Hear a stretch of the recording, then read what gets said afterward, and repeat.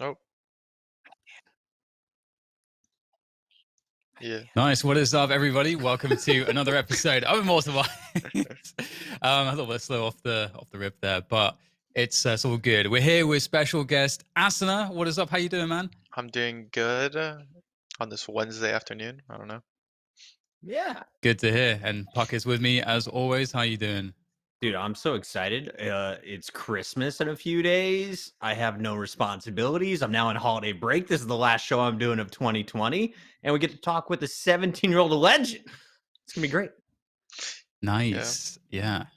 Well, I mean, speaking of which, we're at the end of the year. Obviously, we're at the end of a lot of play of Valorant, so there's lots of stuff to talk to Asuna about. But I think what would make the most sense is starting to get maybe a better sense of who Asuna actually is. And I think the first thing is we should clear up how to say your name because I was always saying Asuna because I was like, this guy's got an anime profile picture. I'm just gonna lean into the Japanese pronunciation there, but it seems like I was right. Yeah, you were right. I did watch your casting a lot. Cause like I go back to the VODs, watching it back. And yeah, I mean, I don't really care how it's pronounced, but it is pronounced Asuna the Japanese way, cause I got it from, an anime. But yeah. Okay, and I owe Golden Boy an apology here because I heard Hiko calling you Asuna. I heard it from Steel's mouth. Have you gotten your teammates to call you Asuna yet, or are we still working on that? We're still working on that, but they call me just Peter. Cause There we I mean, go. Just Peter these days. yeah, I mean, a lot of my friends just call me Peter, cause calling me after an anime girl name is just a little weird. So Can we yeah. talk about that? How did you select a female's name? Like, what drew you to this name? Because I mean, Yeah. my first gamer tag was Rocket Master, Yeah. so I can't say that I picked a great one to start things off. But how did you Yeah. choose your first gamer tag? Yeah, I mean, I was rocking one justified because it was really popular in ESA back then to use one in front of your name, and Yep. then I switched to an anime profile picture. I didn't even watch anime. I just switched to one, and I started playing better. And I just thought in my head like, what if I just go full weeb? And then like I started watching some anime. And the first show I watched was like Tokyo Ghoul and then SAO. And I started picking some names. And on ESA you can't like there's a lot of like names that are already taken. You can't take them. So then I just tried a bunch. I got Asuna, and I was like, "All right, I guess I have to keep this." And then I played a lot, and then people started noticing me, and I kind of was just stuck with it from You're like, there this is on. my brand now. This is where we're Yeah. going. So, is there any truth to the idea though that if I change my picture to anything anime, I'll start fragging out better? Because I saw Hayes do it. Everyone, even the old boomers now are buying in. Yeah, I mean, a lot of the Valorant scene has like Twitter anime profile pictures, so I mean, they're definitely buying into it. I don't know if the name helps, but like, I mean, I bought into it, so Something's yeah. working. Yeah, Something's working there, the Dan. joke was Dicey switched to like he had his on Twitter had his like face instead of an anime profile picture, and he didn't play to his level, I'd say. And so the joke now is like, you didn't have an anime profile picture on Twitter, so that's why you played bad. You got to power up, bro. Yeah, Understood. so he switched back. I gotta try this. Right? I got to do something different. Yeah, that's why I won't switch to a Twitter profile picture of my face, even though people say like, "Oh, it's gonna help your branding." It's just I don't want to play bad. There we go. So, we all have our superstitions. if not anime, watching anime, given obviously like COVID has restricted everything massively this year, people are watching more series and film and so on and so forth. So like, what's your favorite like television to watch to fill some of the downtime? Recently or overall? I mean, recently, We can go with both. I mean, I'm watching just the seasonal animes like Jujutsu Kaisen. Can't really think of any of or Haikyuu. Yeah, Attack on Titan. I'm watching those right now. That's about it, really. I can't really watch much because we practice a lot, but I'm definitely trying to, catch up. And then I started reading as well, just because why not? Because Dicey got me into it, and Dicey yeah. got you into reading? How does this happen? Pro Oh, Valorant players encouraging no, each not other not to reading. read. No, let me be clear. Not reading books. More like manga, manhwa, stuff like that. Understood. Okay. It's got Yeah, pictures. we're not that intellectual in the Hundred Thieves compound. Man, I did at first think that he just got you into reading itself, the activity of reading, but that makes more sense. The manga angle, I get that. I actually never read any manga myself, although I used to watch anime a long time ago. But Yeah. anyway, is there anything else you want to ask on this topic before we move forward, Puckett? Yeah, I just want to know, like, dude, you're 17 years old. You're one of the Yeah. youngest guys in the scene, and you're playing with some of the best across the planet, especially here in North America. How do you handle all of this as a high schooler? Like, what is your daily schedule? I know a lot of people, they don't have classes to worry about. You do. So, what is your daily routine right now on 100 Thieves? Yeah, when we were, so I'm just gonna say like when we were prepping for first strike, I would generally like wake up around 9:50ish because class starts at 9:55, and then class goes until 2. It's only 4 hours because like I didn't take that many classes, but I just took enough where like my mom wouldn't be too mad. I Right. try to compromise there, Of and course. then the school I do all my schoolwork there, and sometimes like I'm even like playing Valorant during my class time, like during the Zoom meeting. It's like a joke on Hiko's stream because like I show up on his stream and it's like in the middle of the school day. And then like after that, I try to do my homework, and then I have a break 2 to 5, and then we practice from like 5 to 7, or depending on like some days we start earlier, like 4 to 7, and then we have a break from like 7 to 8, and then we practice from 9 to 11. It's really hard. I mean, because like if you think about it, I'm playing like Valorant like during my class, during the break, and like I mean I'm just playing it all day, so it's really. But my teachers are pretty like lenient in the school. Like I got lucky with my teachers; they don't give that much homework, so it's not too bad. And then I try to go to bed like 1, and then 8 hours of sleep or something. Do But you yeah, feel like you're missing out on kind of a normal, I don't want to call it a childhood, but a normal, I yeah. guess, high school routine? Do you feel like you're skipping or giving up things to pursue this career? I mean, I thought that, but then like COVID came, and it's like no one's really doing anything, so you just take advantage of the situation you have at hand. But I definitely did think that when I was like decided to do this when I was playing CS, like that I was going to be giving up. Like I didn't go to clubs or anything, activities after school. So like I didn't do anything like that. But I mean, and like whenever someone invited me to go somewhere, I just say, nah, I'm doing stuff. I have stuff, to do. So I mean, I definitely think that like I definitely lost some high school experience, but Hmm. I mean, I am where I am right now. I don't think a lot of people, I mean, a lot of people tell me, "Oh, don't worry about it," but it's definitely something like a lot of people probably take for granted. And giving up on that is just, it's interesting. But I have made memories of, playing video games with other people, so it's not too bad. I feel like I can cherish those moments. Yeah, you got a pretty big social network, at least a lot of fans following you, and I know you got some good friends on the team. For me, like I remember being 17 years old, we would be playing Halo till 4 a.m. Then I would go into class at 8:30, and I would sleep through first period. Mr. Sluss would wake me up right before he was going to say something that was going to be on the test. And shout out to Mr. Sluss. Do you have any teachers that know about your pro career, or do you keep that completely secret? How do you approach this balancing, being a pro and also still being a student? Yeah, I don't tell anyone, and like even when we travel to LA, I just tell my teachers I'm missing school. That's it.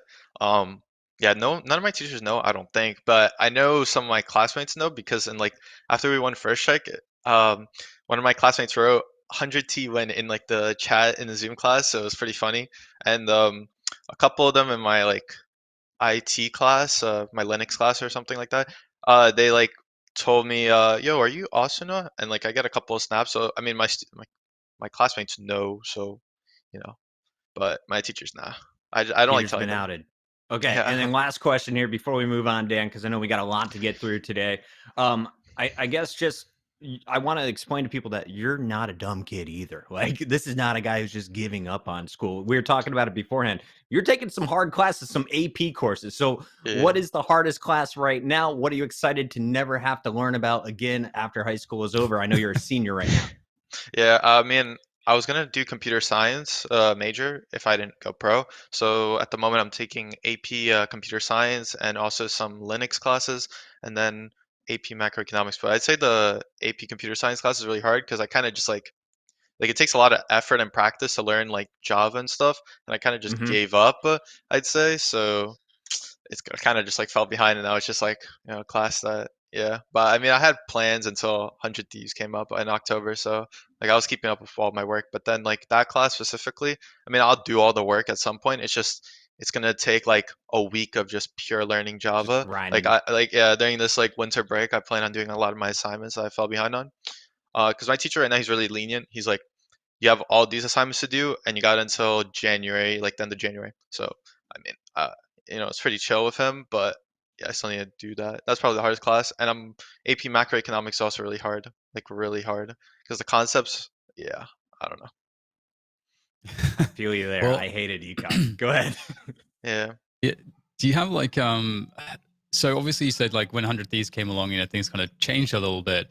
Do you have like a different view of your future now? Like, is Yeah. esports something that you could see that I'm going to do this until I am sort of, well, for the next 10, 20 years? I would like to be doing this for the next 10, 20 years. Or how do you view your kind of longer term future now?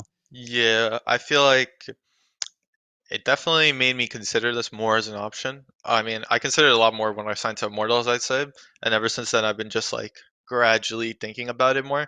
I don't really know where I'll go, but I mean, yeah, I just want to experience this, and then like I'll decide like probably in like a year or so, like if I want to fully commit. Because like right now, technically, I'm doing this like part time if you really think about it. Like I'm doing student whatnot. Mm-hmm. So I mean, yeah. Yeah, but yeah, no, I definitely it did change my perception than like a year ago when I was like just playing ESEA, CS, and whatnot. Well, I think you can also just realize that you have the opportunity, you have the skill to pursue it if this is a passion, but Hmm. also you have a fantastic org behind you. And you got people Yeah, like true. Courage JD. Courage Oh, was my intern at Major League Gaming before he became the internet sensation that took over Twitch and now YouTube. And I feel like he's a guy you can definitely go to and talk about it. And Nade Shot as well, because they both did the same thing, grinding through high school, being a pro player or a content creator and then turning it into a career. They can give you a lot of great guidance there. And Courage, I got to give him a shout out. He continued to do all of the content creation while also going to college. So don't let someone tell you have to choose one road or the other. You can pave your own path and do it as long or take as much yeah. time as you need to do it. Yeah, I think Kerrigan, he's one of those players that also like went to college and played CS. I kind of like when I got signed to Morals, I actually went back and tried to do as like much research on him as possible to find out like what his path was. Not like Awesome. because I'm a fan or anything. It's just because I was just curious how he did it. And, like I don't know, Hmm. it's just cool to see someone like actually do it, like play on a when he was on Astralis and everything. Yeah, he's gonna. Wasn't it like economics as well? Like he did like a master's in whilst he Yeah, was. I think it was economics. I don't know what Yeah, he class, was. but I just know like he did it like when he was flying. He just have to like turn in Mhm. papers and stuff like that, and he did that like when he was playing tournaments and stuff. Like he didn't have to show up, luckily, so it made it possible for him. But yeah, Grinder. Yeah, Carrigan's really awesome. I remember doing a podcast with him. He's great to talk to about everything. yeah, Definitely one of my favorite people from the world of CS. But speaking of the world of CS, was that your first competitive experience in terms of just well, maybe even your life? It sounds like you're not doing anything relating to sports. You said you weren't doing anything like extracurricular. So no, was this like the first like proper competitive experience you had? yeah. Playing esports is definitely my first competitive experience. I mean, I tried out every single sport. My dad like see if I had like some innate talent, for the sport, But I mean, I never got into any where I played on a team or anything. So yeah, I think CS and like Valorant is my first. And who introduced you to CS? Like, how did Oh that yeah. come about? I think everyone has like an older cousin or brother that introduces you. So yeah, I had my older cousin who lives right above me, and because I live in New York City, so we have a lot of people in our house. You're in He's my kind of like city, bro?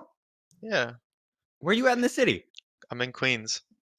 Hell yeah, I'm in Manhattan. We're gonna have to hang out sometime. All right, once Yeah, this whole pandemic goes away. Sorry, continue. yeah, he's kind of like my brother, you could say. And he gave me his Steam account, which had CS in like September 2014 when it was getting like really popular. I stopped playing. I was like Gold Nova 2 or something, and then 3 months later, it started like picking up traction because like the gambling scene. Like I don't know why, but everyone just loved the gambling, so people started playing the game more. And I got the game on my own Steam account. And I started playing December 2014, like pretty much sixth grade. Yeah, Nice. How quickly Well, did you rise the ranks in CS? I guess did you yeah, start matchmaking? Did you jump yeah. right into the Matchmaking. competitive world? How did this start for you?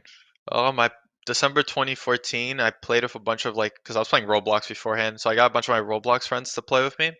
So Okay. we played for like 7 months like straight, just hard grinding, and we got to like Supreme, and then seventh grade as well. We just kept playing. We only played MM, and it was just like fun. I got like 2K hours in like 2 years, and then I stopped in eighth grade because I got like a social life and like started going outside more. And I just didn't find games enjoyable.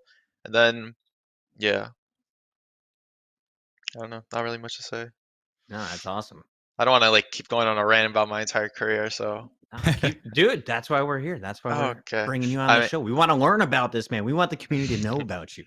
And then when I graduated middle school, I was going to a new school with like only two of my friends. I was kind of just bored in the summer. I was just like playing video games, and I decayed a lot because I didn't play for a whole year. I was like DMG, and then someone like who played ESCA saw me, thought I was good, introduced me to ESCA and everything. Because I mean, I had an ESCA account, I just didn't play it at all because I didn't like really see the difference.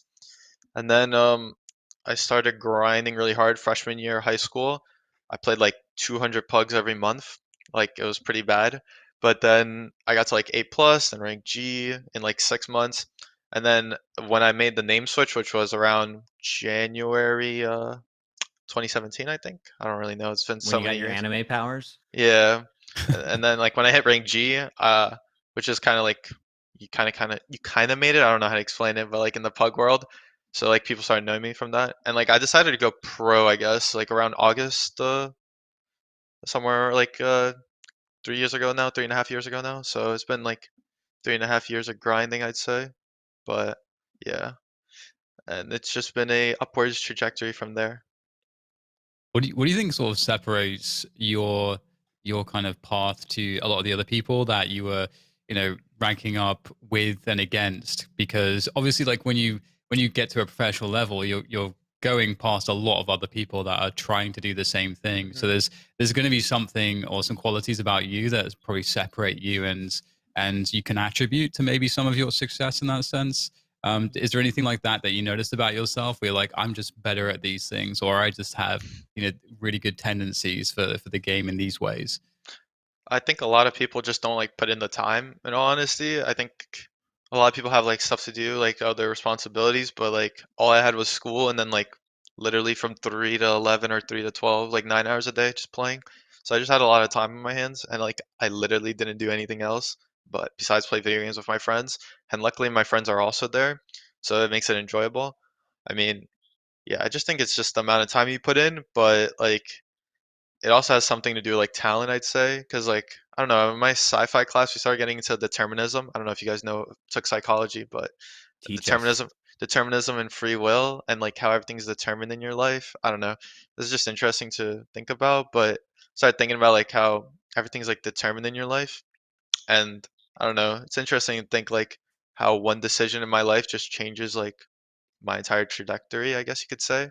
So it makes me think if like I was destined to do this, but I don't know.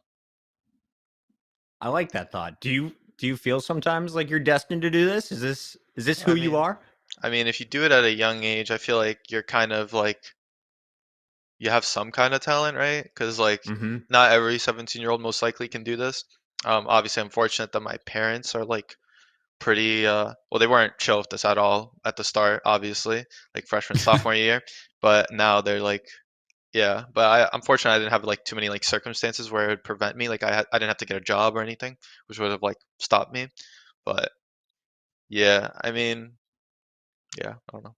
Yeah, you're filling up the bank account somehow. Doesn't Yeah. doesn't matter if it's coming from gaming, right? I love that. Well, I think it's awesome, and you got a great perspective on things. Going through kind of your CS world. When did you end up on your first competitive team? Like, when did you Oh, first solidify? What age were you? How long were you playing with them? Give us that background. okay. So it was around. So I told you about my Roblox friends. I played with all of them, but we had to drop some because we were like getting really good fast. So I only stuck with like two of them. Um, and they had an open team. They were still playing even when I quit in eighth grade, and when I was entering ninth grade, they actually had an open team, an ESA open team. Um, so we just they saw I was playing and they like invited me and we started to just play like and we started scrimming and yeah, that was my first competitive experience. I think I was 14 at the time and it was freshman year. I think I don't know how long it was. That was 3 years now, so it was like probably September 2017 around there. Yeah, I think I made my name. I said earlier I made my name change January 2017. I think it was January 2018 actually. Dates, Okay. time flies by really fast. But yeah, Right. so And I think it was yeah. did you That was, run into any current Valorant players or top tier players when you were in that world, or when did you get to meet it's the kind of the guys you're playing against now? let me think. I mean, I guess I met. I mean, none of them are tier one. I think I'm like the only one that like played MDL in CS, like at a lower level. Like I know Wardell and like them, they played MDL, but they didn't like they were like tier 2 and they were like most people knew them. They were like actually good, you know what I mean? But I was like in advance when they were like, semi-pro, I'd say. Um so I mean, I can't really think any of off the top of my head right now that are like I mean, I guess I'm at Caboose. He's like the yeah, I mean, I would have to look at the teams right now to just see if I can find any names, but like Right, I and feel I'm I sure feel they've all changed names as well since then. I mean like Gen G actually. Yeah, that's the only team I think where like I knew them somewhat from like rank G pretty early on, but then like Sub Rosa, FNS, Wardell, all like them, they were like at a different level. They were like tier 2 and then we were like tier 3 and below. Like they were just on a, different spectrum, I guess you Right. could say. Yeah. But If you not if you oh sorry, go ahead. I was gonna say, but now like Gen G, like I definitely knew like Quinn, Mikhail, and like because they played rank G a lot, and I was grinding that at the time, so I met them. But if I went through a couple more like tier 2 teams, I definitely would meet a lot. Like I know Xset has Pure, I played a lot with him, and then yeah, Yeah, I was going to mention that like one of the interesting things coming from CS to Valorant is that in CS, obviously the kind of ecosystem became quite established. You know, you had your tier one teams, as you said, you had your tier two, and it's kind of hard to kind of jump up. And yeah. maybe you wouldn't have the resources from the org or the invites for the tournaments, or you just couldn't get the experience maybe necessarily, or you're not in the right system. Like there's lots of different things that could kind of block you or hinder your progress from kind of making those leaps. But do you feel like there's a lot of players in CS that can come to Valorant that were capable of being tier one if they had the opportunity? It's just that eventually, there's only so many opportunities. And do you feel like Valorant gives people like such as yourself? Because, for example, you're in the tier one level in Valorant right now and you're thriving there. So, do you think that if you had had the opportunity in CS, that would have been the same story? I think I wouldn't have made it tier 1 CS like this quickly. Like I don't. I told myself I would stop pursuing this around like if I graduated senior year. Um, Okay. And I think tier 1 CS:GO is just like really gatekeeped a lot. I couldn't make it into FPL even though I made the minor and like I won MDL just because like the face admins didn't like me or something. And so like I feel like just that notion where if you aren't friends with the right people, you just can't make it in the tier 1 CS scene. I think if I kept pursuing this for like another 2 years, I would have like made it.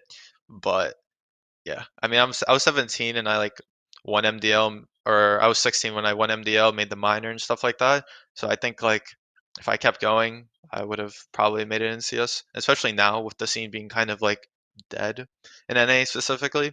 They would have to like make some teams would make like some adjustments and like they'll pick up the remnants that are left. Like I know CXZI is a good example. He's stuck with CS. I don't know if you guys know him, but he played with Gen G earlier this year, so he's like getting his own fair of success. Success, yeah. Dude, you've accomplished so much at just 17 years old. It blows my mind. It's awesome to hear. I feel like you're our young Olympian. You're like Simone Biles, except in a Yeah, red shirt from 100 Thieves. of Uh, course. it- what are you most proud of before, I guess, looking back at your CS career? Mm, Is it winning the MDL? Was it yeah. finding your way onto a team where you could make money? What was the biggest accomplishment for you? I think winning with your friends is probably like the biggest accomplishment I could ever hope for. I think it's really good to like win. Like winning this first strike was really fun and everything, but I've only known the guys for 2 months. They're not like my best friends for years. You know what I mean? Even Dicey, the longest player I've known on the team was like 6 months. So like I don't know these guys for like too long. I can't. I don't think I've got the bond with them yet. Like man, we went through all this grind just to reach this point. I think the best win I ever got was probably like my ESEA advanced win, which is like a year ago from now, just because like I went with my friends and like it meant a lot at the time. And then also on top of that, like what was I gonna say? Oh man, I had a nice good thought going. I don't know anymore. But yeah, Winning like with your friends is sweet. yeah, I mean, yeah, it's definitely that.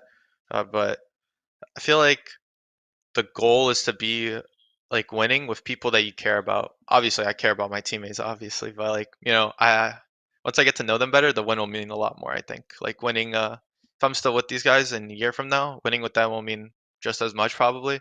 But Yeah, and also being like the underdog. Yeah, that's what I was gonna say. If you win as the underdog, it just feels a different way, I think. And when we went in ESA Advanced, it definitely like felt a lot better than like going into this tournament. It's like, oh, the favorites for First Strike is 100 Thieves, Envy, TSM Sentinels. It's pretty clear. You know, one of those teams are gonna win. And Right. then like obviously our fans are predicting us, so I saw a lot of people predicting us to win. So it definitely felt like when we won, it was like, oh, it's expected. You know, it was just like another Wow, you felt it was an possibility. expectation. Okay. Yeah, yeah. That's a lot of pressure to live up to. I want to give a real quick shout out, Dan, to Pat is doing stuff in the chat, and I want to encourage more people to be like Pat. Ask your questions not only here on chat, but also we've now got a new system on Twitter, guys. If you use the hashtag today, Ask Asuna, we will be going through your questions on Twitter. We'll be giving you a shout out as always, and we will be asking those at the end of the show. This one I'm going to jump in though because you mentioned you're probably closest with Dicey. You were playing with him before you guys joined 100T together. So Yeah. how did you guys find each other? How did you gel together so quickly? I found them through one of the tier 2 players called Equinox Mina. He's like a Vietnamese player, and he like just like loves Vietnamese players, I guess you could say. And he found Dicey. He's like also Vietnamese. So they like were friends, and then he introduced me to him, and we started pugging. I thought he was pretty good. And then on Immortals, we needed a jet opper, and he's like the first name that came into my head. Gumba also like suggested him. He was our Immortals coach, and he suggested, "Yo, should we pick up this Dicey guy? He played pretty well on Prospects, which was a tier 2 Orgless team." Okay. And we gave him a tryout, and he did well, and we picked him up just like that. And before then, we were pugging a lot. We just played ranked all day. It was pretty, I enjoyed being with him, and we just bonded pretty well because we had like similar interests. It worked out nicely. Nice. Nice. It's always interesting to seeing like these kind of partnerships coming up, and one thing that's interesting, going from some of your past experiences in competition. Right now you've been thrust into this tier 1 level, and obviously you guys managed to win what is the biggest tournament we've had so far in Valorant in its short 6 months alive. And looking into the future, presumably we'll return to lands at some point. One would hope. Is Yeah. that something that you're in any way concerned about? Because I mean, obviously you're on a team with 3 players that have an insane amount of LAN experience. Mhm. But is that something that you think could be an issue? As for some people, it does take some getting used to. I I didn't tell you guys this, but I did go to lands when I was like 14, 15, and 16. So I've been to 3 lands, 4 lands, I think. One in Philly, one in Washington, and one in Boston. Nice. So I've went to a couple of lands. Obviously, they were like 1K, 2K lands. Nothing like 100K lands. It was just like your local lands where tier 2 CS:GO players would go. Um, so I've been to some lands. I think having Nitro, Hiko, and Steel definitely like helps out, so it won't be that bad. And I feel like everyone in Valorant is also in the same position as me. Like they haven't been to as many lands as like you know as the rest of my teammates. So like they're not like seasoned veterans. Obviously, some of them are, but some of them it's also like their first time being on a tier 1 team, and I think I won't be in the same boat. So like it'll like if I am nervous, it'll equal itself out because I'm assuming the other team will also be nervous. So it Are, definitely, are yeah. you excited about the idea of playing in front of people, or are you just loving life playing kind of from the comfort of home right now? I definitely like playing at the comfort of my home. I think most people would, but I mean, I kind of like when I think about LAN, I kind of want to just like visit the cities. That seems like the best thing really to do there. Oh yeah. I mean, the fans, that's cool and all. Yeah, that might be amazing. I don't know, haven't experienced it, but I think like yeah, like I travel a lot sometimes with my mom and like going to museums and stuff. That's like really interesting and seeing like buildings and stuff like that. I don't know. It's just like I want to do that when I go to lands. Dan, I don't know about you, but I started when I was 17. MLG would put me on a plane every month, and I got to see 12 different cities that first year. And it kind of opened my eyes. I was like, okay, Ohio's kind of cool, but these other places are way cooler. You kind of, Austin, I feel like you're growing up in the greatest place on earth here in New York City. You have everything at your fingertips, but Yeah. there's still so much more out there, so much more to explore. Dan, did you do the same thing? Like, when did you start traveling for your career? I think my first lands were. I had some issues actually because I was too young to attend some tournaments when I was first wanted to go to lands, but when was good enough. It's like 2005 or so. Oh, I was So I 2 didn't years start old. landing properly until 2006, 7, 8, 9, and 10, and I started traveling. I think my first international land I played at a CPL Singapore, and Okay. so that was a pretty far away for the first one. Yeah. It's funny actually because I was one of those people that didn't acclimatize too well to the first international land experience, and I ended up losing against an opponent and not making top four because even though I was like really far ahead, I got like into this like mental haze of just like not knowing what I was doing, and I just like threw away the game even though I A little was in a panic. massive lead. Yeah, so Yeah. it's kind of traumatic from that perspective, but yeah, it's pretty special for sure. Yeah, hopefully I won't have a similar story like yours. No, you're Yeah, gonna be great. You're gonna be yeah. great. Where's the one place you most are excited to visit? Do you want to leave the U.S.? Is there somewhere in Asia you want to check out, or is it a city here in the States? I mean, with Rai, you think of Korea, right? So like probably there. I haven't been to any Asian country. Just mainly go to Europe right now, so it'd be cool to experience like that. I haven't been to Seoul yet. That's on my hit list. I'm like, I've been in esports for way too long to not be in Seoul. I need to go check that out. As soon as we get the vaccines, Seoul, we're coming for you. Yeah. Yeah. Japan as well, man, as well as South Korea. Why is I haven't been there yet? Of all the, it's just Yeah.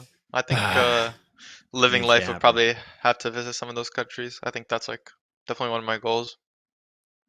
yeah. It's I feel like with Valorant we'll get more of an opportunity. Like CS wasn't really that big in Asia. some of those regions in particular, and I think also Japan. I mean, for those in chat, maybe you guys know. Correct me if I'm wrong.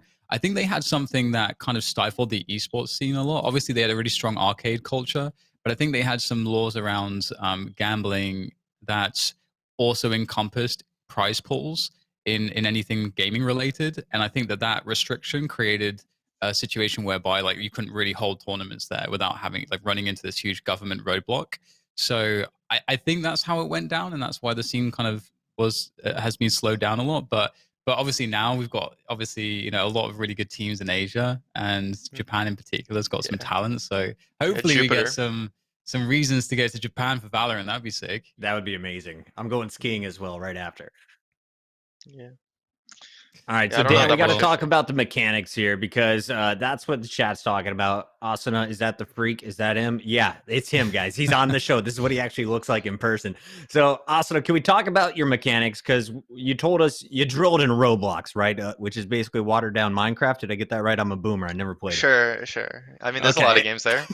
Sorry. And then you move on to CS. That's where you really kind of break out as a star. You win the MDL, a huge accomplishment at the age of 16. What transferred over from your CS game to Valorant, and what did you have to pick up along the way? I think I was lucky where I didn't get ingrained in like the CS habits like a lot of these like seasoned players will have. I just kind of like I learned the fundamentals of like just playing an FPS game, and I didn't have to learn any of like the I guess like stuff that CS players will have to learn specifically for like, you know, um the game that they are playing. So I learned a lot of like, just like the fundamentals like trading, peeking, like how to play off one another, like a lot better in MDL because like I mean you learn it when you play the game, but it's way different at a higher level. And I feel like in Valorant it made it a lot easier to transition, knowing like how to play an FPS game, but I didn't get any of like the bad habits that would like carry over. Like it was pretty easy for me to adjust like how to aim in this game, I'd say. Specifically, like I see a lot of players like stopping when they shoot. In this game, you don't really have to do that as much. You can just like let it go or even like crouch and like still keep moving. So I feel like a lot of the CS mechanics that are carried over to the Valorant, like I was able to like transition pretty easily because I haven't been like that in like that hasn't been ingrained in me as much. And the ability usage, I feel like it it was definitely hard because like I've never played any other game besides CS, and then like abilities like those like definitely have to do a lot of thinking. I think it would be a lot easier if you came from like Overwatch or something like Sinatra. Hmm. Probably is easier for him to like visualize how these abilities should be used. But luckily, when I got picked up on Immortals, I had an Overwatch coach, Gumba, so he like helped explain abilities like a lot better, and like we just like we improved a lot because of him on our like ability usage and like stuff like only Overwatch players would know really. Yeah, you guys actually had a great one there. Gumba, shout out to you, man, if you're watching the stream. I remember all of his work he did for the Overwatch League, and he was representing Team Australia at the World Cup at Yep. Blizzard's biggest events. Like, he's been there. And then to see what he was building on Immortals is really impressive. Unfortunately, you didn't stick with him on that roster, but I love that he was able to kind of accelerate the play. Did you find a specific agent that you gravitated to right out of CS? Like, walk me through the first couple. What did you transition character to character? I didn't want to be like, I don't know why, but I wanted to be more of a support player. I didn't want to be like a star player duelist because I felt like that was too like selfish. So I started playing Sage because also she was like overpowered in beta. So like I Yeah. thought the best players should probably play Sage and like know what to do and like you know so I picked Sage and started playing her a lot, and then she got nerfed. So then I just like went to Raze, and then by that point we were and also when I joined Immortals they already had a Sage player, so it was like kind of awkward. So then like I had to switch over to Raze. So then I started playing Raze a lot more, and like I liked her a lot more, like a lot more. It felt like it fit me a lot more. So then I feel like yeah, I probably just gravitated towards Rays, and then like Reyna came out, and then like I saw Drone playing Phoenix. I tried that out, but I think Rays was probably my most fun, or Reyna. Who do you think you have most hours on now today? Reyna probably, but that's just because like I played a Rays a lot. And now Reyna's just like it's also good for pugs really if you're just trying to like win and like carry the team. So the healing you get is a lot better because then you can just win every fight and then you just heal back up and you're good for another fight. So like Rain is just if you want to just carry yourself to like number one or Jet. So with that said, how did like once you got signed to 100 Ds, you've already got this experience from Immortals, Mhm. and you've already kind of made that combo with Dicey, so you guys have a good thing going, and 100 Ds. I was actually speaking to Steel back when he was looking for players to fill out those last two spots, and he was asking me if I'd seen any up and coming talent or anyone that he should know about. And he's saying that basically he was just looking for like two cracked like young kids, basically two people that can just frag, Yeah. because they have all of the other bases covered, really. Hmm. So it seemed like you and Dicey were really a perfect fit in that sense. Both Yeah. fit that bill, and so how was that process of kind of, I don't know if you were you approached by Steel or somebody else? Like, was there a trial period? How did it work? I got approached by Hiko. He just messaged me like, "Yo, we're looking for two players, and we have a core three right now. If you're interested to try out, just hit us up." I responded. Then we trialed for like 3 days. The only scrim I remember from that trial period is against TSM before the op nerf. We actually took a map off them on buying in the scrim, but it's a scrim, so like who cares really? But I mean, I feel like that kind of convinced them from then on. And I thought like from it was like early September, so Mm-hmm. then that was our trial period, and then they tried out a bunch of other people. I remember like seeing leaks of like I think Ambox Boy he tried out, I think. Ooh. But I saw that as a leak, so I was like, oh man, that's like my competition right there. So but then after a while we got the spot, like they like confirmed it late September. They're like, yeah, we want to play with you guys, and then you guys will get like another week of trial, and we'll see if like you guys are the fit. But we did well. We tried out again, and we got the spot, and then we signed October 3rd, I think. So were you on a contract with the Immortals at the time? Was that Yeah. just like a temporary contract? How did that transition go from going from one org to the other? Immortals. Yeah, I was still with them, and then I think 100 Thieves had to buy me out of that contract, and then yeah. Okay. And Max, shout out to Max7X on Twitter. He wants to know, how was the whole experience of joining 100T? Were you excited about it? Like, was this a brand that you're familiar with before you joined them? What was that whole process like? I actually didn't know anything about Hundred Thieves or their history because Really? yeah, I don't really follow any of their like, I don't follow any org actually. So, I mean, I had to just so I could be acquainted with like their history. I just like watched the documentary of their entire history and just like made sure I understood what was happening. And I like kind of got the like after seeing what people wrote, oh, finally have a good esports team. I kind of understood why they thought that. So, I mean, yeah. But it was kind of interesting going into 100 Thieves because, like, you have three really good players. Those came from like CS, and like Kiku's been playing since like day one. So, I mean, I didn't really like look at them as like idols or anything because again, the only like idol I've ever had in my career is like people I compare myself to, which was like Tens, Som, and Obo. I think those are the only 3 players I've ever like compared myself, and that's because like they're similar in age. Besides that, I've never like looked up at anyone really. So yeah. Yeah, that was actually a question I was going to ask you if there was any players that sort of when Yeah. you were kind of before you'd made it, any players you'd looked at who were Yeah. professional and you're like, oh man, that guy, like, it's not that you want to be that guy, but like you're really inspired by Mhm. someone in particular. So I guess that answers that question. Yeah, I think I'll just elaborate a little bit more. I just saw like most people like when they were blowing up, Ten, Som, and Obo, like they're like my age. Obo's like a month older than me, and I was like, man, he already made it, and I'm like here, like I'm kind of like falling behind. So it was like interesting to yeah just compare myself.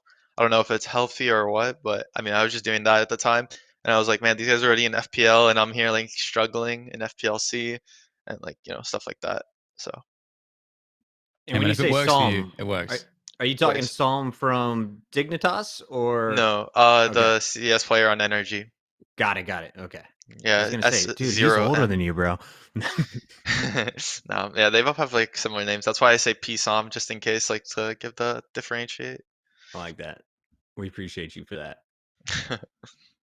Oh, that's kind of awesome. I love that you kind of came in not knowing the brand. I feel like it's equally exciting if you knew the brand, you knew Nadeshot's history, you came from the Call of Duty world. Like if you sign with 100T, like Yeah. it's one of the coolest moments of your career. It's like signing with Optic Gaming. Like they've got the sickest merch, they've got the coolest brand, they do the coolest partnerships with sponsors. And for you, it's just like this is the roster I want to win Yeah. with.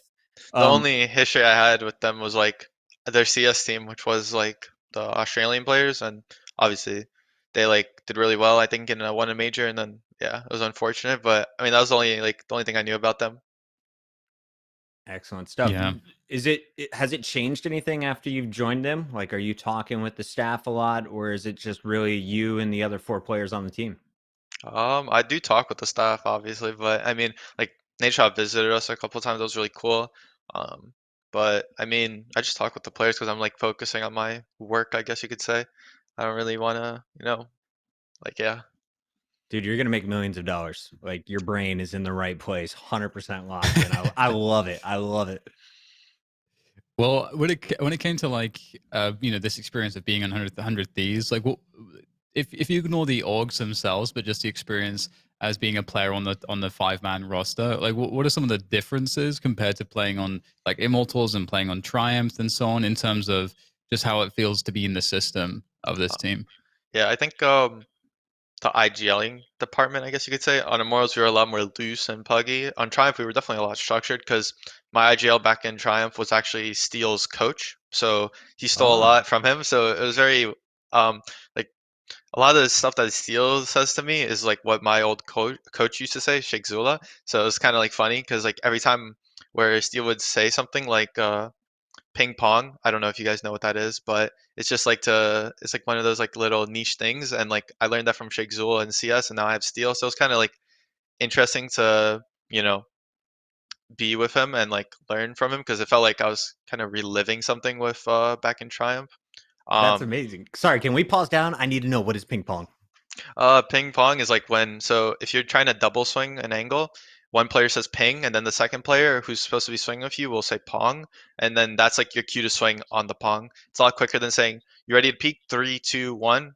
It's instead like just ping, and then the other player knows he's waiting Oh, for your that's pong smart. to swing, so that you don't have to do a countdown. Instead, it's a lot That's quicker. awesome, actually. I Yeah, I know haven't heard that before. That's great. yeah, I know Gen G uses it for sure because I've seen a couple of clips, but yeah, it's like one of those niche things that like some people use, and like yeah, and then there's a lot of other terms, but yeah, that was just one of them. Nice. That's a great tip for a lot of people out there.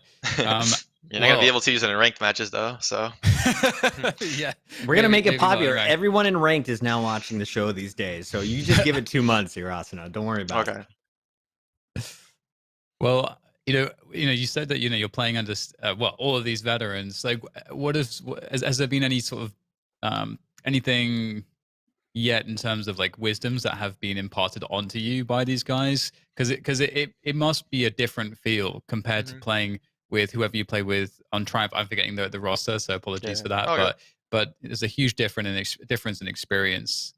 I feel like the game that we're playing is a little different because like technically I'm like I don't want to be rude, but like I know the game more than them at the like when I first joined the roster because like we're playing a different game. So like at the start I was teaching them stuff, but like with their strats and like stuff like that, they definitely have like the CS background where they know like what kind of map control we should take, what we should do off of this, like stuff like that. But then like with ability usage, I feel like me and Dicey helped them out a lot, like explaining some like what people were doing beforehand before they joined, like what was the meta and like what people were like trending towards.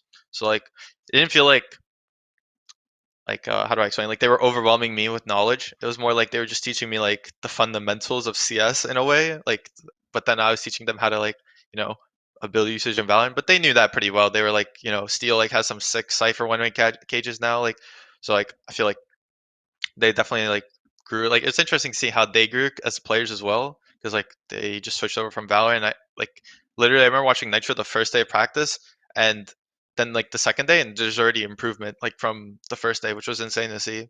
And yeah, I think that was like really interesting. Asuna, can we play a little game right now? Okay. Are you ready? Don't be scared of this. Okay, so I'm gonna name a player on your team. You have to give me 3 words that describe them, and you only have 10 seconds per player. Are you ready? Yeah, I guess. First name, Steel. Smart, funny. I don't know. Crazy. That's very fitting. I like that. I like that. What about Mr. Hiko? Calm, clutch, collected. I don't know anything with clutch really. Nitro? Uh, dad. I don't know. Caring. I don't know. It feels like he's the dad of the team, base more than like the other two. I feel like Steel is more of our age, and then like same with Hiko, and then Nitro's the only one like keeping us together. Does it hurt extra bad when you disappoint him? Yeah, just Nitro, Okay. not the other two. And hit me up with some dicey. Oh, I don't know. He's like, man, I can't really think of anything. Uh, Loud, energetic, funny, I guess. I don't know. Asuna. Me? Oh, bad, not good, and watches anime. That's a little bit more than a couple words, but you're welcome. Yo, we're gonna fix this thing. You got to stop being so humble. I'm gonna build out your brand. I'm gonna be working with Nade Shop. We're gonna have a whole Asuna clothing line. Everyone's gonna have anime name tags, and we're gonna switch all of our Twitter profiles. We're taking over the world, Asuna. It's happening.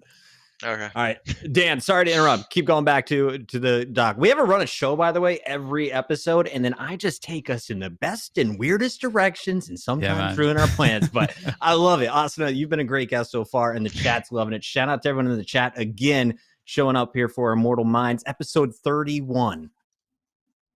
I'm just I thought that it would be that Hiko would get the dad tag, clutch dad Yeah, I don't of the know. team, but yeah. Hey man. It's you know what, like it's interesting with Nitro too, because he's the biggest profile player from CS to Valorant, so it's really cool to see how he's fit into the team. But to talk about First Strike a little bit, you guys played, of course, TSM in the grand finals. I wanted to kind of touch on your roles a little bit, as obviously you're the duelist, and we shared that tweet previously, which kind of self-described. You're saying that obviously as a duelist, your role is to get your boomers into position to win the rounds, and Yeah. you're there to clear space and so on. And you tend to switch between Reyna, Raze, and Phoenix, depending on the map. And in the finals, on the first map, you played Reyna on Split. Did you feel like Reyna, like why not like Raze on Split, for example, for you? Why is it that you make that choice for Reyna? Yeah, we didn't play split at all, and so that was our perma ban, and we were like, since we had like such little time as a team, we had to like during the morning of, like Kiko said, I remember he did an interview, and he said in the morning of, he decided to ask the team if it would be fine he plays Raze instead of Breach, because we were trying to do a Breach comp, and I would play Raze. So like initially it was planned that like I would play Raze, but we with the introduction of Icebox, we had to like scrap that idea and focus Okay. on Icebox. And so the morning of, we decided to run a 3 duelist comp, which would require a lot less like coordination and more individual skill. So Hiko decided to play Raze, and I would play Reyna, and yeah, there you go. But I think in the future we might obviously want to go to like Hiko playing Breach and I play Raze, because that definitely has a lot more potential than this comp. This comp's more like if you're feeling it that day, you're gonna win. But if you're not, you're gonna just lose. But yeah. That makes sense. I like it. Mhm. Flashy, but not as consistent for you. Is that your mentality? Are you always looking for consistency, or do you like just the comps that allow you to pop? I mean, I think yeah, I mean What's the consistency is Asuna definitely style? better, right? I think you would want consistency, no? I I think guess. I feel like at sometimes though you can be consistent, but maybe you're not going to reach that same ceiling. It's kind of like fantasy football. You know, you got to take the risks sometimes, depending on who your matchups against. yeah, I mean, I don't know if this game will ever transition where you have a different composition for a different team, but if it does, that'll be interesting, and like we'll see how that like plays in. But at the moment, I think you want the comp that requires the most teamwork and the highest potential at the moment. But you might want to choose a comp where for the tournament that you're playing, you want to play like what we did, where you play triple duelist and like you rely on a lot more individual skill. If like on a certain map, you know that your like teamwork is just not on par, and even though you practiced it for like 2 weeks before, you know that this comp will just be better because like all your players will be comfortable, all your players can like pop off. Do you do anything besides just playing to get your aim warm, or do any like technique or mechanics training like specifically, or is it just like do you just like play a lot? Yeah, I just play a lot and like I do a lot of wrist exercises just in case, because like it's important to keep your wrist healthy, hand healthy, because I feel like this seems like you don't know a lot about like the long term health problems. I think, and I think it's important to just like try to do whatever you can to like prevent any injuries. So like I try my best to just like you'll see me during like matches, I'll like do quote unquote jazz hands, which is just like it feels so nice to my hands. It's to like just get some nerves going. Um, and I don't know, just like yeah. But Can I besides ask that, about can I ask about arm placement? So you come from oh, Roblox where I'm sure you don't need like hardcore mechanics, and then you came into CS. So did you have to learn how to position your mouse? Did you just put your hand on a mouse and naturally that's the way you're still playing today? Because a lot of people are struggling with this. They're like, how do I get out of silver? How do I get out of gold? And maybe they don't have the best usage of their arm and are struggling with the core mechanics. So what tips would you give them, if any, to improve their accuracy moving forward? I feel like I use an L desk, so my entire like basically like wait, let me like up to here, my entire arm's on the desk because I have an L desk, so like it's a lot easier. So it was definitely weird when I went to like the compound because like we didn't have L desks obviously, so I had to rethink how to put my hand. But I don't think it'll like affect you that much. I feel like initially it might, but no matter what you choose to like use how you place your hand definitely will like you'll gravitate towards it and it'll be comfortable and it'll get to the point where like oh this is the best way for me because I've done it for so long. But I don't think at the end it'll be like man your hand placement's bad, that's why you're like not the best player in the world. I think that's just like excuses at that point. I feel Okay. like yeah, And but it and might I help you guess out. and going back to the wrist exercises, can you show us on camera? I know we're a podcast as well, so I'll try and describe what he's doing. But what are the go-tos? What's the Asuma routine? I mean, there's a lot. You can just Google some, but I mean, I don't really. I just do that one mainly, and then like other ones whenever my wrist just feels a little discomforting. But I mean, like you can roll it around and like whatnot. But yeah, I feel like it's definitely one of those things that like I don't see a lot of talk about in the esports world because like I don't know if it's like people are just afraid to talk about it or what, but I think it should like definitely get a lot more research on it because I think it'll be like one of those things where like in 70 years old, these esports players have like wrist pains or something like Yeah. that, which is just not normal. Or yeah, you know what I mean, like long term stuff. So Yeah, and I know whatever to we prevent that. we've had a lot of orgs. I think like Astralis is one of the first to like throw resources behind their players and Yeah, making sure it's not just their in-game performance, but they're taking care of their health and also mental health. And it's good to see orgs coming behind it. But a lot of the players that are just grinding on matchmaking or just playing this game every day, you don't think about it. As Asuna said, tons of people out there who are giving you some tips, but learn how to flex that wrist before you get some carpal tunnel. yeah. We also have one in 100 Thieves actually. So he's like our health practitioner. He's really good. Enjoy What's his him. name? Edward Cleland. What That's up, his full Edward? name. I Shout don't know out if to he's you. watching. Yeah, but he's really And cool. speaking of like the wrist stuff and so on, your aim looks like it looks like you're a wrist aimer with like a high sense Hmm. just by watching you plays it, and like maybe even like a fingertip based player. what are you doing exactly? Do you have a really high sense? What is your sense? What's the setup like in that sense? Yeah, I have a really high sense, and I have like a really small mouse pad because I've been using this mouse pad for like 6 years now, which I don't think is good, but I am. And like the tip I saw, I think like War Owl maybe, I don't know. He said like the way you find your sense is by doing. You're able to do a full like. I'm pretty sure it's 180 on your across your mouse pad or 360, but I'm pretty sure I did 360. And so like I wanted to make sure where I can do a 360 with my left to right mouse pad. And the problem is, the smaller your mouse pad is, the higher your sense is going to be. So Yeah. I didn't have a big mouse pad, so I did that, and I had a high sense just like that, and I just stuck with like relatively high sense, and yeah, I didn't even know like so my DPI right now is 1400. I didn't even know that at the time when I was grinding, so I always thought like, oh, I have a 400 or 800 DPI, like, that's what it's like set to. It's normal, but yeah, it was set to 1400, I think, because I didn't know how to like switch my Windows sense, so I had to like, I think I changed my DPI instead of my Windows sense, and then that's how like I had a high sense. It's kind of just like it just happened naturally, or not naturally, it just happened by accident, and then like I just stuck with it. I never felt like discomfort or anything. It's kind of Mm, fantastic. Like super nice. high Sounds like sense a that you mess, are able but to control it as well as you do, man. That's fantastic. Yeah. nice. Well, we talked a little bit about Reina. You previously mentioned that Raze is an agent that it sounds like, I don't know if this is still the case now into 100 Thieves, that you enjoy playing the most, that fits your playstyle the most, and that's we saw you playing Raze on Binds in that grand finals, and is there any times you're picking a different duelist there? This is obviously also the grand finals where you got that awesome ace with Yeah. the I think a quad kill rocket, I think it was, It or at was a least like 3 triple. kills on the Yeah. rocket. Yeah. Are we gonna watch the clip? Yeah. Let's Yeah, we check got the this clip out. playing at the same time.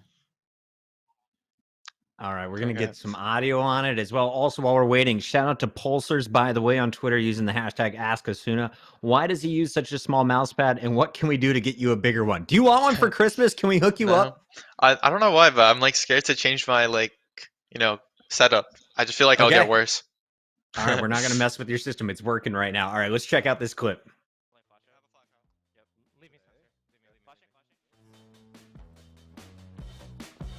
That three! Nice! Nice! That Nice! nice! One more! Shower, maybe shower? Yeah, Could be yeah. out, could be out, Dicey. Could be out. Oh, I'm doing it. Holy See the clip! Where is he? Oh, this is cringe. Yeah, he usually defaults B, right? I'm airing in shower feed. I don't Yeah, this see guy him. defaults B. Did he bro. Ripa shower? He might try I to have, save the op, bro. I have a trip Yeah. here, We're broke, and I have a man. camera on garden. We're It's fine. important we don't die. We have Yeah, very we're- shit money.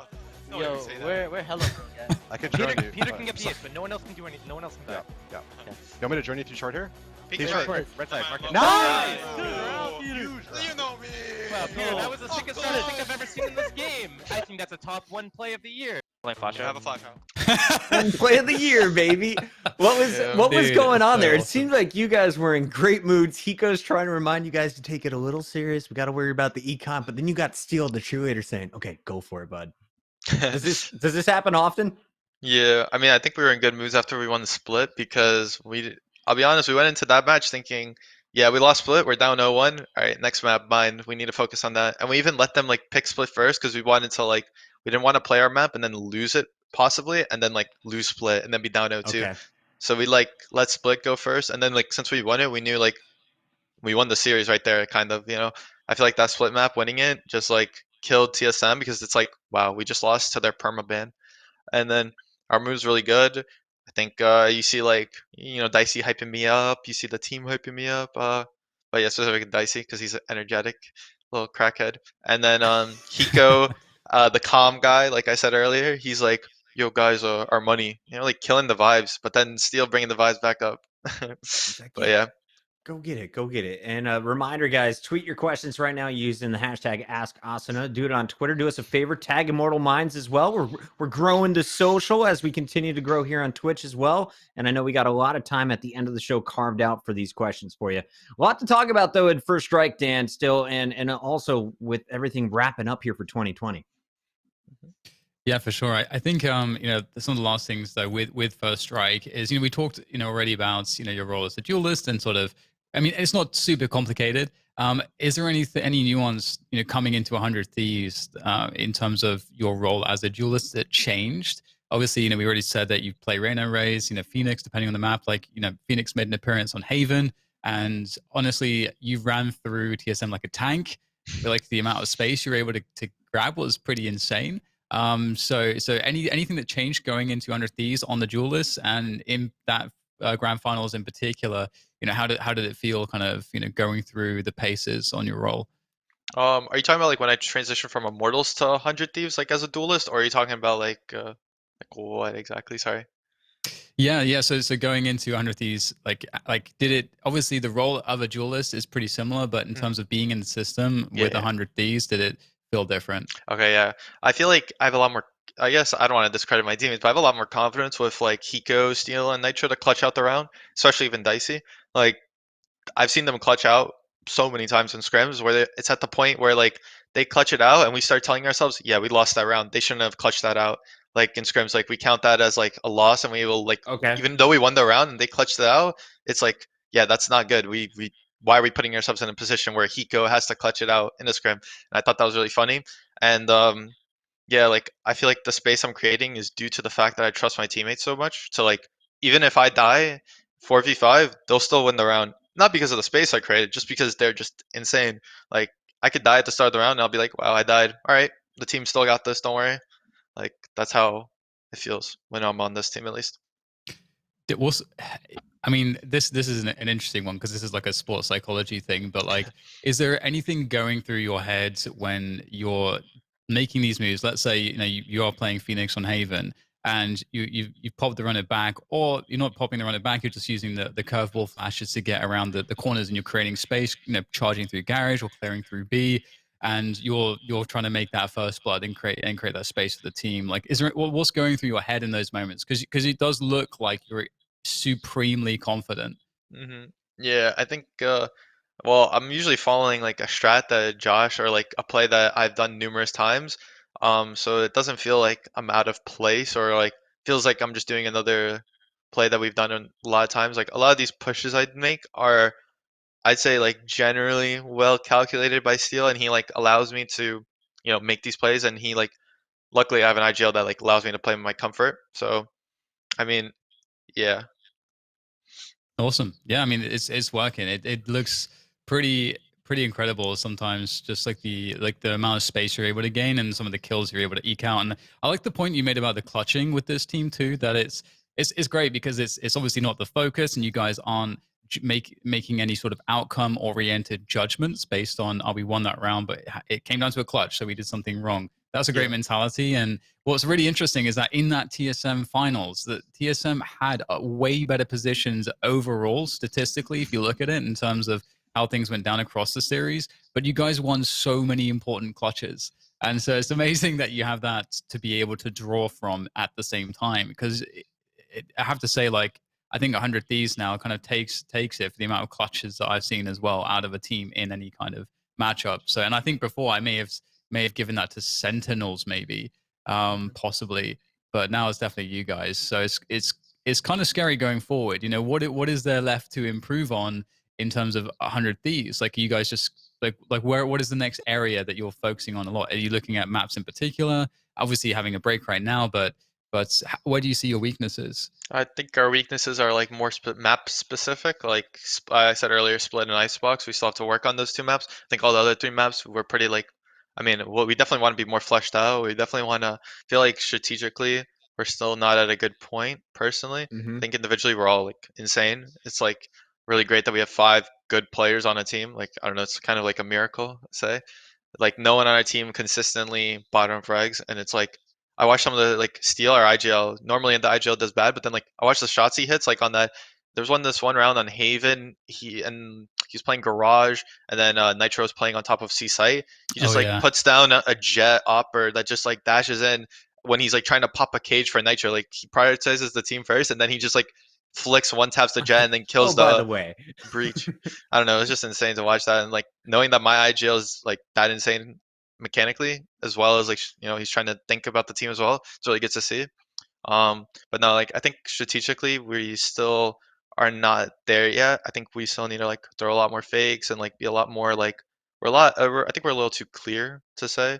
Like, if teams study us, they'll definitely know what we're doing, and it'll become like obvious. So I feel like, yeah, I think that's like one reason why we won the tournament as well. We didn't have a lot of like tape on us, you could say.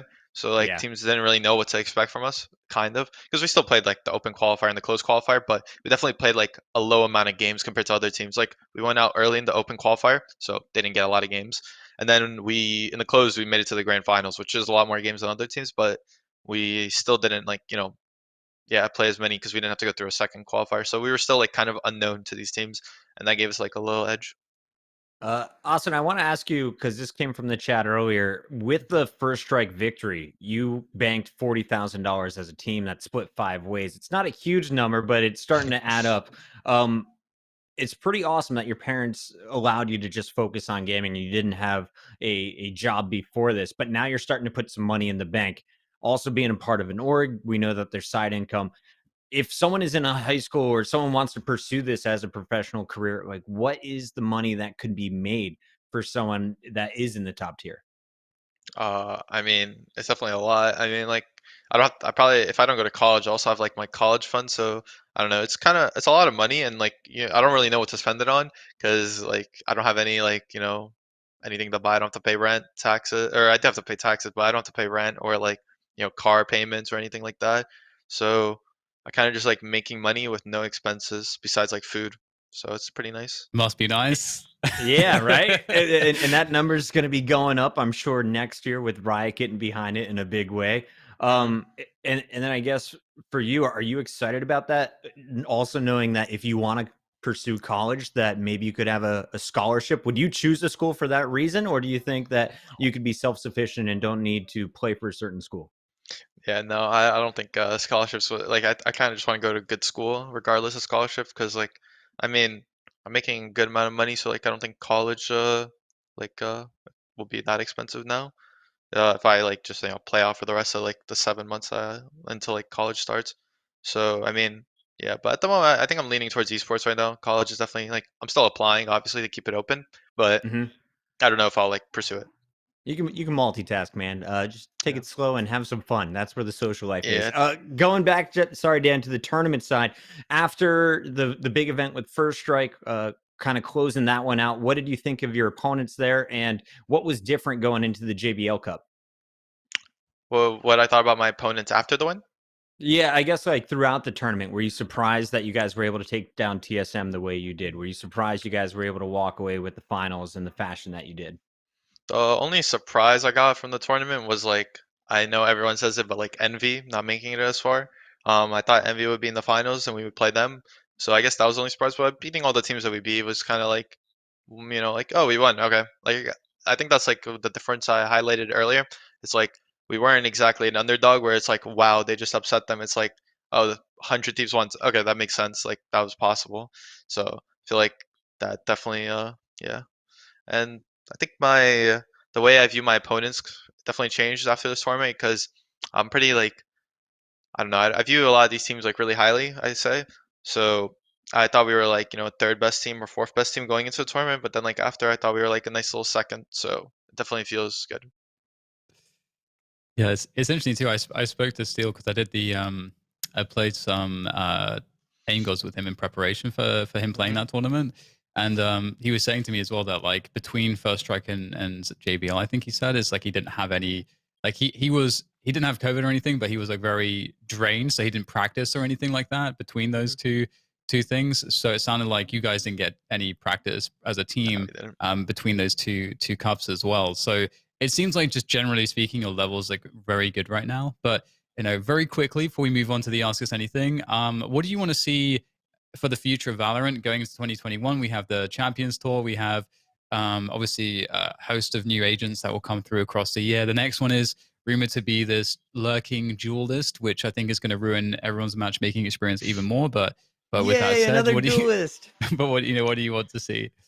Um, I mean, hopefully they add another controller. I mean, I don't know how this agent will turn out. I haven't play tested it or anything, so I don't want to make any opinions on it. It definitely seems annoying though. I mean, I want to see how Riot will incorporate like third party tournaments because I don't really follow League of Legends or any other Riot game, so I don't know how they do it. But uh, I hope like they understand like player breaks and stuff like that, because I feel like, and like other organizers, because like looking at the calendar, it feels like you're just playing all year long, and you know what I mean, you're just grinding. Um, I mean, we'll see how they do it. I hope like champions will be like worlds, kind of, where then we got a nice little like music video, hopefully eventually in our careers, or and it's like hyped up like that. But Yeah. yeah, I I, think we can expect that. Waylon's yeah. all about it, and he's come out and said he wants the Champions finale to be on the same level of what you see in League of Legends with Worlds. What yeah. when you go back to the player break though, like as someone who has been grinding since the age of what 15, 14, what are you looking for? What kind of break do you want? Because I know 100T is doing that right now. You guys are on a Yeah. break until January 11th. So what would it be like for you though in the ideal world?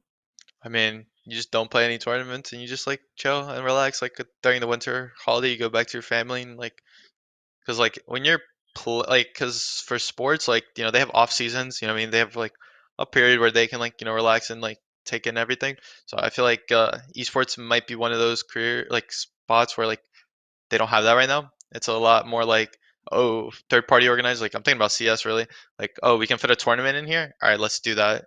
Like they don't really look at like, oh wow, this team has been playing for 7, months straight. Let me make sure that we can't put a tournament here. You know what I mean? Like, so I feel like um some of like those stuff need to be addressed maybe in the future, but definitely not like the top priority. It's just like, one of those things that would be nice, like, little life Do you improvement. do you want 15 days off, 30 days, two I don't months, know. 3 months? What's the ideal break for a high scorer who's still grinding?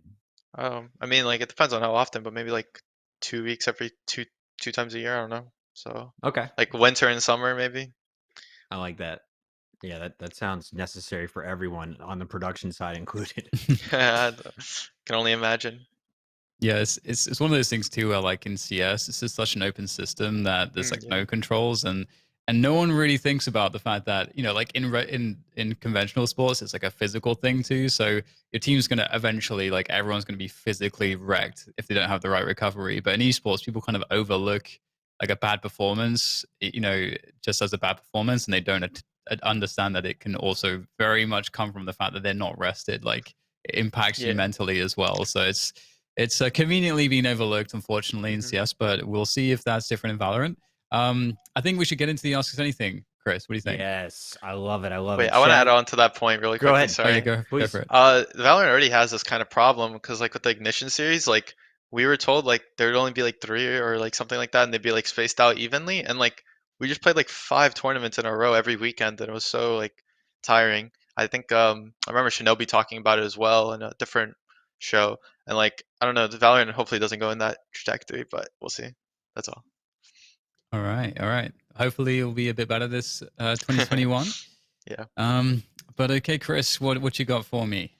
All right, the first Oh, question, just because it was the very first person to use the hashtag, it was Asuna. What is your favorite color? what was my favorite color? Probably like cyan or light blue. I don't know. It's the only color I really enjoy. I mean, you can tell by my walls, like it's light bluish, and then I have a dark blue couch slash bed. So I mean, yeah. Next one is you mentioned that you listen to music while you game. Do you still do that? Oh Is this yeah, just while you're yeah. streaming, while you're pubbing? Talk to me about listening to music, and do you do anything different for the tournaments? Okay. I mean, I think playing a lot of pugs requires a lot of mental, like strength, and music definitely helps you out with that. Like when you make a bad play or your teammates are tilting you, it's nice to just like, you're like just stunned by what just happened, and then you just hear your music, and it's just like, oh, okay, all right, I'm fine now. It's just nice, like calming, I guess.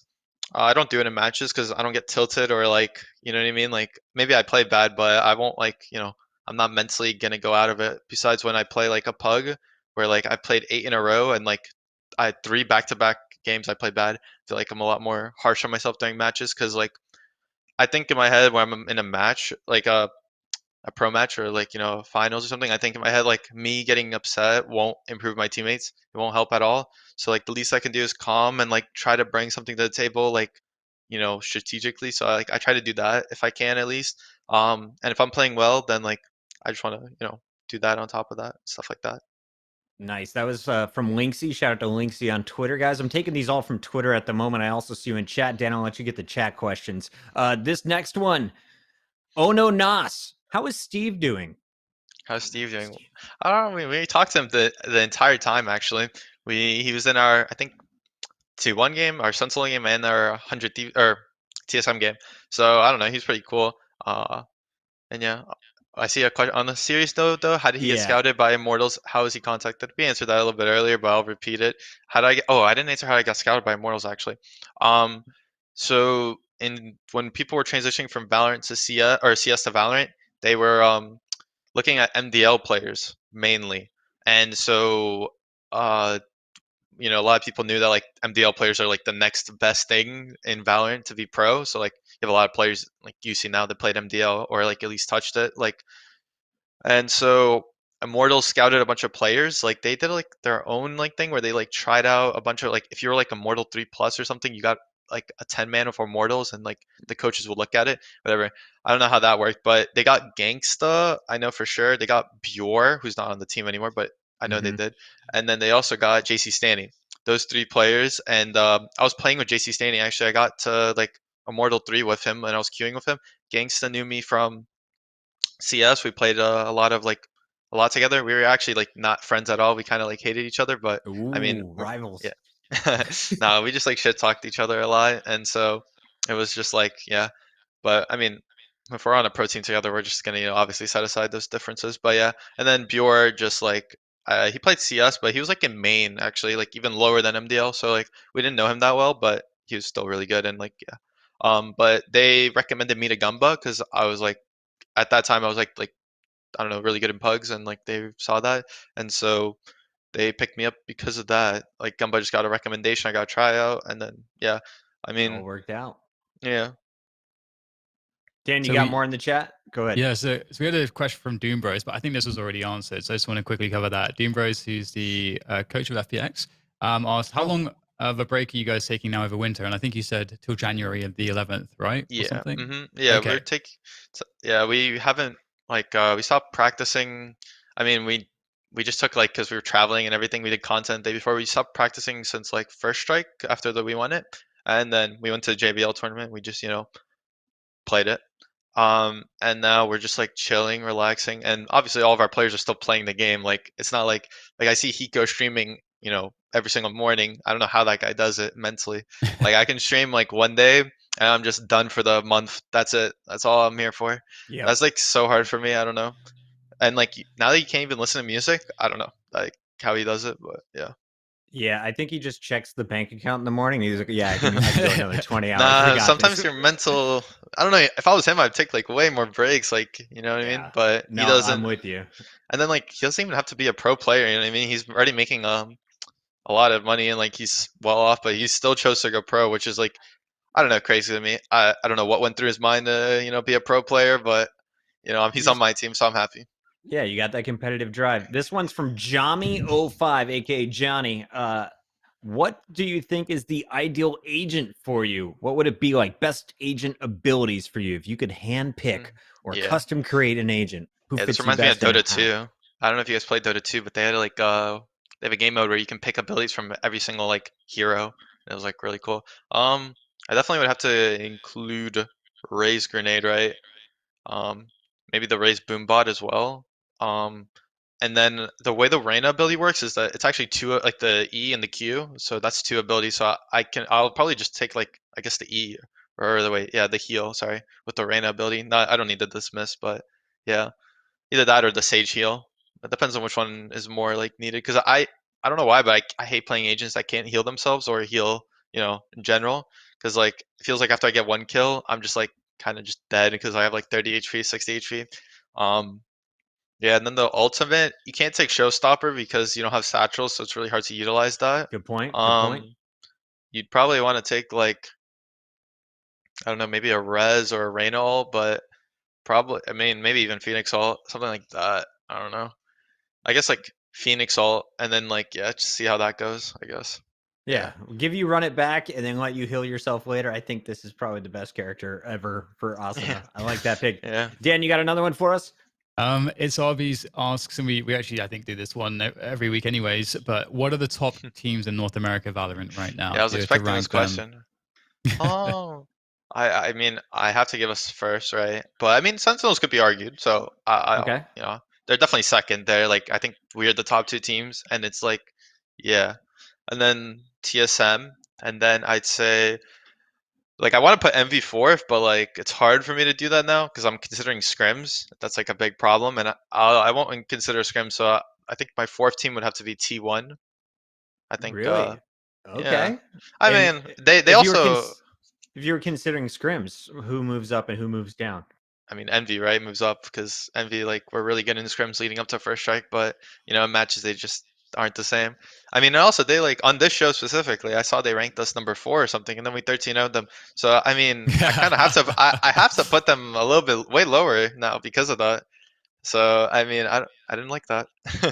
I didn't like that either. No, no, I appreciate the Yeah. rivalry that's brewing here. So I'd Continue say, on, please. yeah, I'll do top 5, right, or top 10. What was asked? Top 5 is Top Yeah, 5. whatever you're comfortable with. Okay, because if I do top 10, it'll just get like a little like. All right, so let me repeat that. Us, 100 Thieves, then Sentinels, then TSM, then T1, and then Envy, probably. Envy number 5. Yeah. Nice. Is there anyone that you think is amongst that group? Like, is there first of all, is there a tier cutoff in that top 5, and Oh. then who are the next few right below it? I think there's a tier cutoff in like either between like TSM and T1 or between TSM and Sentinels. Like either the top 2 or top 3 is like definitely way different. Definitely top 3. There's definitely like a gap between like I'd say like the 4th spot and the 3rd spot, and then like there's I wouldn't say as big as a gap, but there's definitely a bigger gap between like TSM and Sentinels. I feel like whenever we play against Sentinels, it's definitely like a lot harder than TSM personally. But I Right. mean, I don't know how people view it as like from the outside looking in. Like I don't know how the analytics see it. And then for the, I'm assuming you're asking for like the 6th to 7th, 8th spots. I guess like below that would be like Cloud9, Immortals. FaZe impressed me in the JBL tournament. I know a lot of teams weren't like taking it as seriously as First Strike, but it's still a tournament, and they did really well. So it's interesting to see how they will do, and especially if they get a good like. They were talking about getting a CS coach, so it'll be interesting to see how like they improve off of that because obviously mechanically all those players are really good. So it's just gonna be interesting to see how they like do that side. Um, yeah, Cloud9 Immortals phase.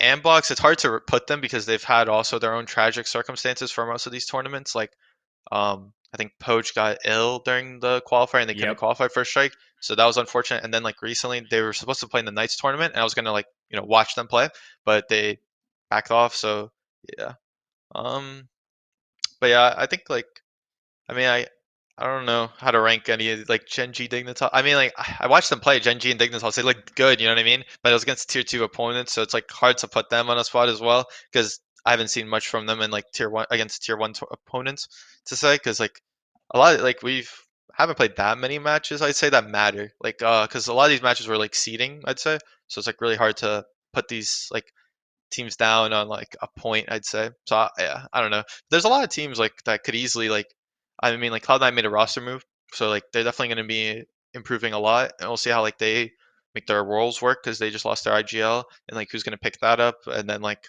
what's Leaf going to play if he joins that team. Yeah. I love that you're not afraid to dive in deep here. Asuna, fearless as always, just Oh, I in and mean out I'm of just game. talking. No, it's good. It's great. The chat's loving it. Can I jump in here, Dan? This next one's Do it. from Bruh, and I kind of had the same question. So, Mr. Meast on Twitter wants to know: are there any other pro players who you have a tough time facing in ranked, or I would want to know in tournaments? So, Yeah. who do you have a tough time against? Is it someone in a similar role? Is there anyone out there? Who would you call out? I mean, the only player like I mean, I'm not really scared of anyone really because like I'm entering, I'm pretty confident I'd say. No one really like strikes me as like, man, I can't win a fight against them. I mean, I thought about that with Envy when we first played them. Like I was limit testing them in the finals, like in the close qualifier. But they were like really good that day. But I mean, now we just 13 0 them, so I don't feel that anymore. Um, sick. I feel like if he played duelist more consistently, I'd definitely be scared of that guy, but he doesn't, so it's not burning off my chest, so I don't have to worry about that. Like he plays breach on Ascent and Sky and Icebox, it's like thank Right. the Lord, holy. I don't have to face him on like I don't know Raise Rain or anything, so it's nice. I'm not really like scared of him whenever he plays Sky or breach, but when he played Phoenix on Haven, that was definitely like scary, I guess. But I mean, you get used to it as time goes on, and like I'm not. It's not like it changes me. It's just like, oh, 6 on Phoenix now. He's gonna play a lot better and a lot more like in my face than he would with Sky and Breach. You just like Right. take mental note of that.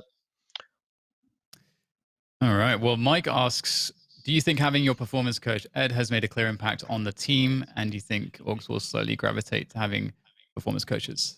Yeah, I think you will definitely have more performance coaches. I just don't see how like they wouldn't help. You know what I mean? Like they definitely don't hurt the team in any way, and the only thing they can do is help. I mean, the clear impact is very hard to draw a line on, because like you can't like go back in time and be like, all right, let's try this out without the performance specialist. You know what I mean? Like he just like it's like really hard. You can't measure it. You know, you can measure like someone's stats and stuff and be like, oh, this player is like doing really well.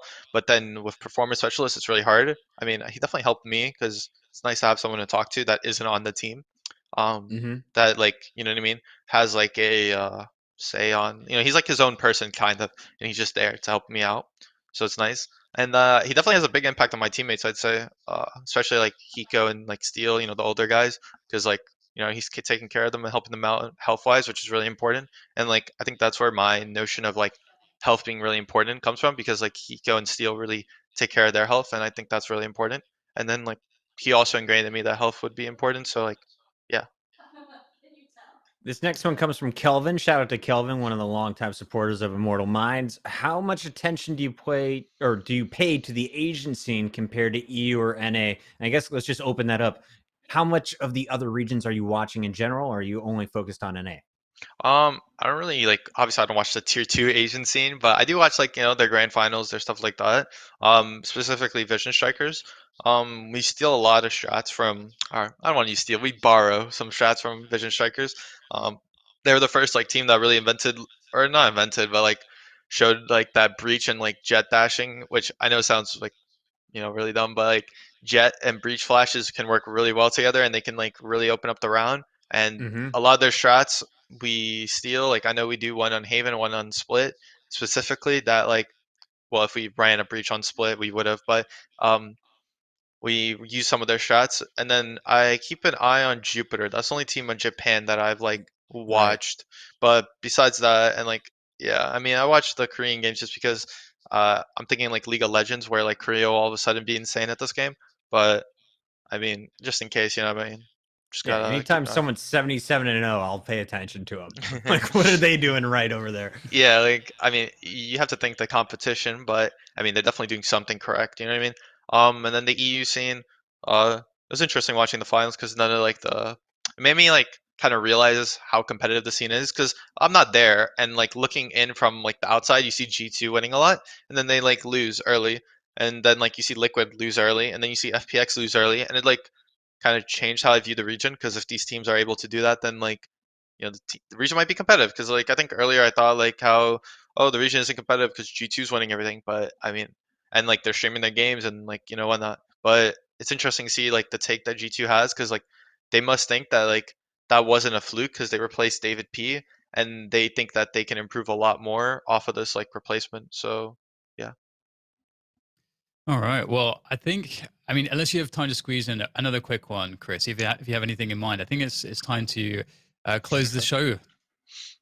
Where I've you at? got I've got one more. This All one right. from COVID Curtis, aka Curtis the Rocker. Was Dicey Sage just for fun, or are we going to see more of this in the future? Is Sage coming back in NA? I actually don't know because we haven't discussed anything after like we haven't really discussed our comp after like what I mean JBL or before JBL. It was just one of those things in the moment. So I don't know if we will. It depends on how the team views it. Um, I thought it was pretty good. It depends on how Quan obviously takes it, like because obviously he definitely would have a lot more fun on Jet, and like Sage is a lot more like limiting for him. So it depends on like how he feels. Obviously he'll do what's best for the team because he's like that, but you know I have no idea actually. I mean, we might run it. We'll see how scrims go with it. All right, final question for me. I've definitely become a fan after talking with you today. A much bigger fan, already a fan of 100T. Tell me, where can we catch up with you in the future? Like, what's the best way for your fans to now follow you, even during this time off between now and January 11th, where we'll see you guys back on the practice field? I mean, my Twitter, and then like that's the only thing I really use at all. I mean, I read all my like DMs, but I don't really like, yeah, respond to all of them. And then I guess the last two would be my Twitch if I'm ever streaming, but I don't know. That's a miracle if that happens. All right, man. It seems like you're doing enough. You're crushing school. You're crushing the interview today. And of course, you're crushing the tournaments. Thank you so much for coming on the show tonight. Yeah, no problem. Appreciate you having me here. Yeah, it was an absolute pleasure to have you and to also have all of you guys in the chat as well. Thank you for joining us live. Of course, we'll be uploading this shortly to all of the podcast platforms as well. So make sure that you're following those if you'd like to digest our material through audio only formats. And of course, YouTube, we always release the next day. So make sure you're following us on YouTube as well. And of course, we have a sort of an intermittent schedule. It's like holiday scheduling, as it were. But I presume in January, we'll go back to a consistent schedule, yet to be decided fully. But you can always figure out what we're doing by staying on top of our socials. Make sure you're following us on Twitter, and you can also join the Discord and directly tag us if you want to ask questions to us, and also to hang out with any of the other people that are fans of the show and are hanging out in the Discord. I think that's all for myself. Puckett, what are you going to be doing over the next couple of weeks? Man, I am unplugging for 4 days, and then I got to shoot in Times Square, and then I'm unplugging for 4 more days, then I work 16 days straight. But then January 19th, we're going to be playing a lot of video games, and I just want to say one more time, shout out to Asuna in the middle of the school day. He is joining us live. Can we get a pog in the chat as we close out the show tonight? You guys are the best, chat. Love you. Thanks so much, everybody. We're going to be hosting Hiko, and that is all from myself, Asuna, and Puckett, and we'll see you on the next one. Cheers. Cheers.